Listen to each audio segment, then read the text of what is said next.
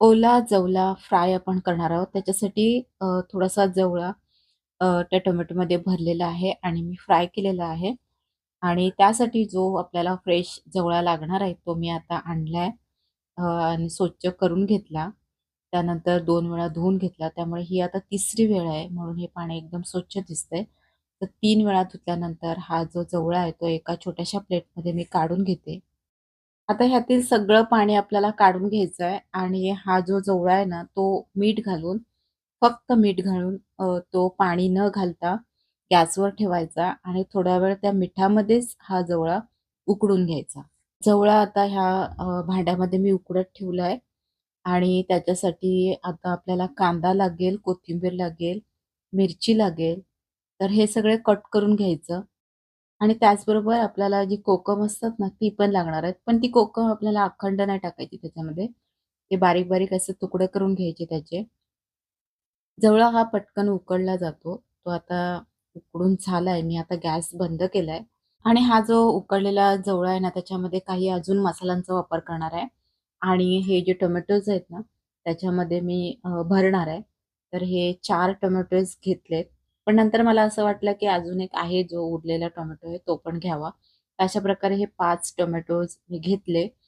त्यातलं वरचं आपलं जे कव्हर असतं ते काढून टाकायचं आणि आतमधलं जे सगळं बिया असतात, ते चाकूच्या सहाय्याने किंवा एखादा छोटा चमचा घेऊन ते सगळं काढून घ्यायचं म्हणजे एक पोकळी तयार होईल. त्यानुसार हे 5 टोमॅटोज मी सगळं ते करून घेतलंय आणि ते वरचं कव्हर असतं ना, हे आपल्याला फेकायचं नाही, तेही आपल्याला लागणार आहे. आता हा उकडलेला जो जवळा आहे ना, तो ऑलरेडी झालेलाच आहे. तो आपण आता खाल्ला ना, तरी तो मिठातला जवळा होईल. असा हा शिजलेला जवळा आहे.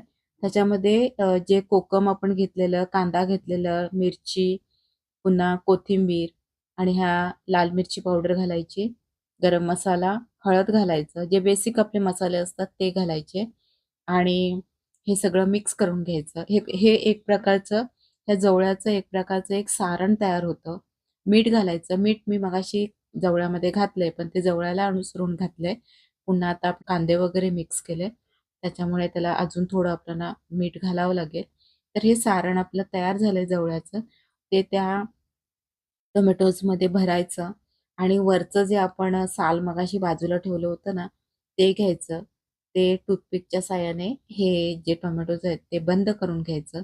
तर अशा प्रकारे हे टोमॅटोज सगळे भरून घ्यायचे जवळ्याने. आता ह्या कढईमध्ये थोडंसं मी तेल घेतलंय आणि त्या तेलावरती हे टोमॅटोज ठेवायचे आणि चारी बाजूने थोडं-थोडं असं फ्राय करून घ्यायचं. आता थोड्या वेळाने ते चारी बाजूने फ्राय केल्यानंतर ते तयार होतात खाण्यासाठी. हे आता आपल्या प्लेटमध्ये काढून घ्यायचं आणि खाणाऱ्याला एक टोमॅटोज, मस्त अशी गोडी डाळ आणि भात द्यायची.